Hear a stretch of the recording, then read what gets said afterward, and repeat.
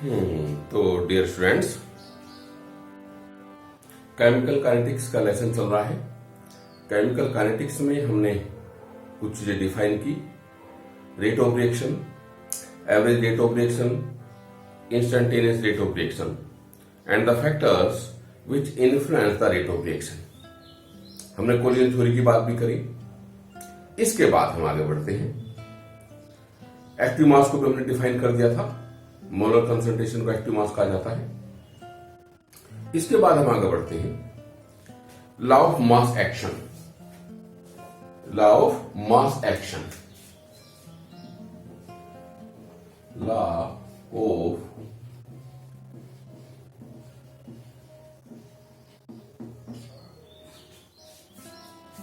क्या होता है, किसी केमिकल रिएक्शन में जितनी भी रिएक्टिंग स्पीसीज होती हैं उनकी कंसंट्रेशन के डायरेक्टली प्रोपोर्शनल होता है rate of reaction according to this law. यानी किसी केमिकल रिएक्शन में केमिकल रिएक्शन का जो रेट होता है that is directly proportional to the active masses. अगर एक से ज्यादा रिएक्टेंट है, ये थोड़ा ध्यान रखने की बात है। अगर एक रिएक्टेंट है तो एक रिएक्टेंट की जो कंसंट्रेशन होगी, जो एक्टिव मास होगा, उसके डायरेक्टली प्रोपोर्शनल होगा the rate of reaction. But अगर किसी केमिकल रिएक्शन में एक से ज्यादा रिएक्टेंट्स हैं तो उनकी जो एक्टिव मासेस हैं उनके प्रोडक्ट के डायरेक्टली प्रोपोर्शनल होगा रेट ऑफ रिएक्शन।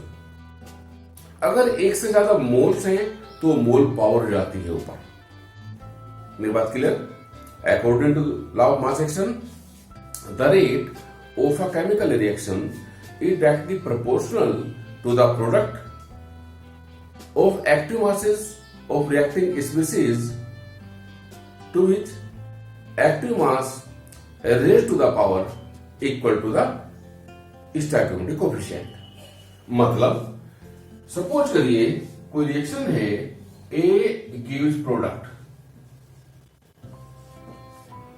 तो रेट क्या होगा? Rate of chemical reaction is directly proportional to active mass of A, यानी मोलर कंसंट्रेशन ऑफ A। ये तो एक आपका रिएक्टेंट है, लेकिन अगर रिएक्टेंट ज्यादा हो जाते हैं, यानी for a general reaction, for a general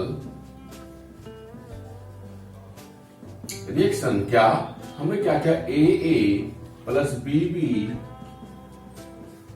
plus CC gives product. तो क्या होगा? Rate is directly proportional to active mass of A to the power A,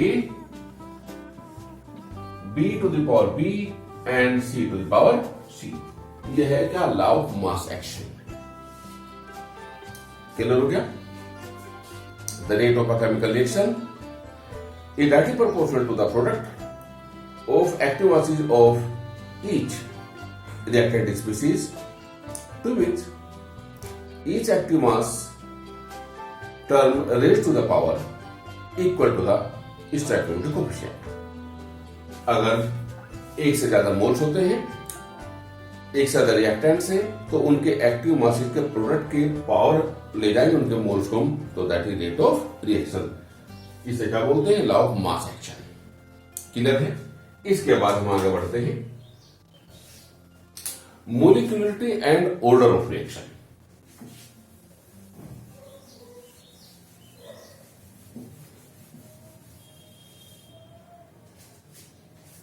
मोलिक्युलरिटी दो चीजें होती है, एक ऑर्डर ऑफ रिएक्शन होता है, एक मोलिक्युलरिटी होती है। तो दोनों बातों को करेंगे। सबसे पहले मोलिक्युलरिटी।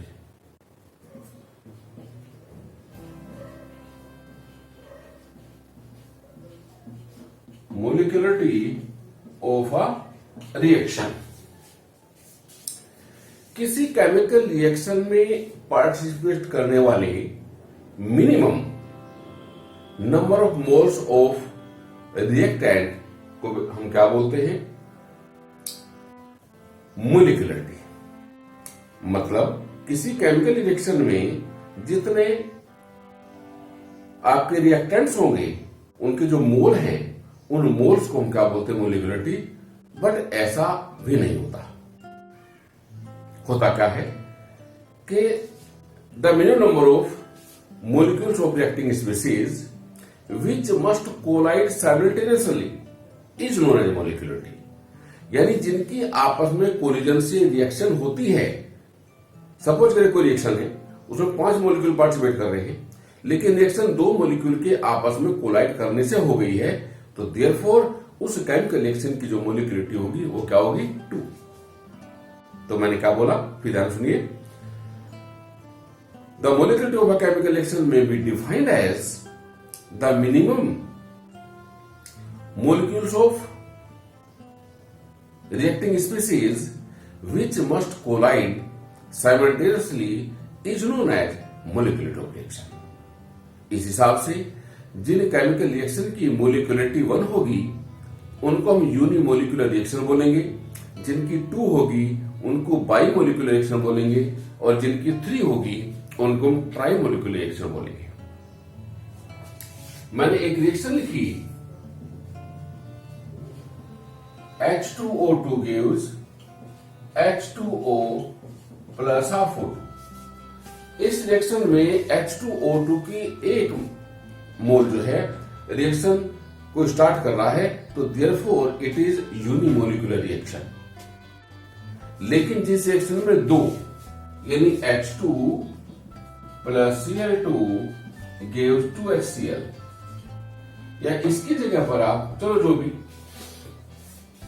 ये यूनिमोलिकुलर हुई, ये क्या हुई, बाइमोलिकुलर रिएक्शन। ट्राइमोलिकुलर रिएक्शन, ट्राइमोलिकुलर रिएक्शन बहुत कम डिस्कवर्ड है। क्यों?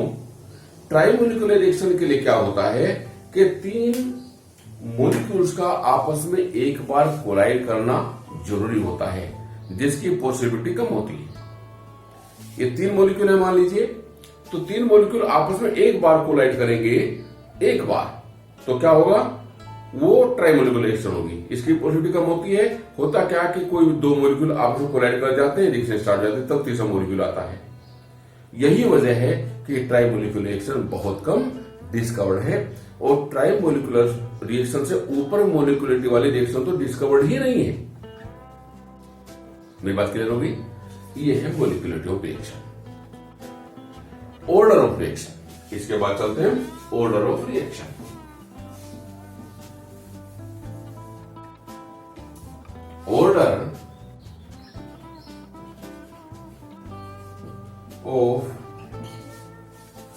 Order of reaction.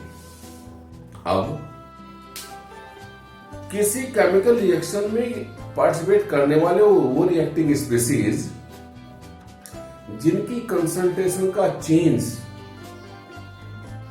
किसी रिएक्शन के रेट को डिटरमाइन करता है, उसे हम ऑर्डर ऑफ रिएक्शन बोलते हैं। मतलब क्या हुआ कि जिनकी कंसंट्रेशन को चेंज करने से रिएक्शन का रेट भी घट बढ़ जाता है, जिनकी रिएक्टिंग स्पीसीज की कंसंट्रेशन रेट ऑफ रिएक्शन को डिटरमाइन करती है, उसको हम ऑर्डर ऑफ रिएक्शन बोलते हैं। क्लियर?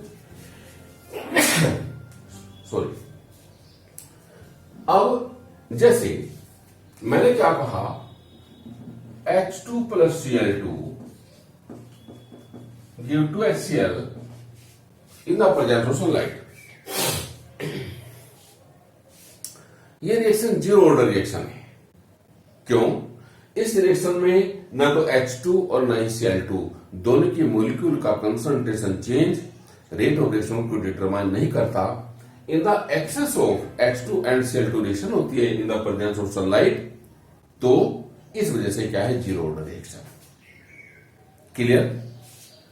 फर्स्ट ऑर्डर रिएक्शन, जैसे मैंने कहा CH3 COO C2H5 plus H2O gives CH3 COOH plus C2H5OH।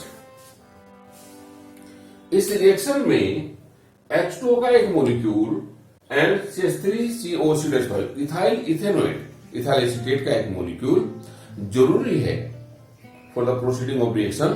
तो मोलिकुलरिटीज की 2 है, बट अगर इथाइल एसीटेट की कंसंट्रेशन को बढ़ाया जाता है तो आपके जो प्रोडक्ट है उनकी भी क्वांटिटी बढ़ जाती है, घटाते तो घट जाती है।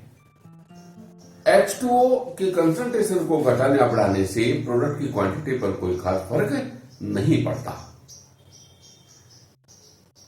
इस वजह से इस रिएक्शन की जो मोलिकुलरिटी है वो कितनी है, मोलिकुलर 2 है, बट ऑर्डर ऑफ एक्शन कितना होगा 1। Thank you.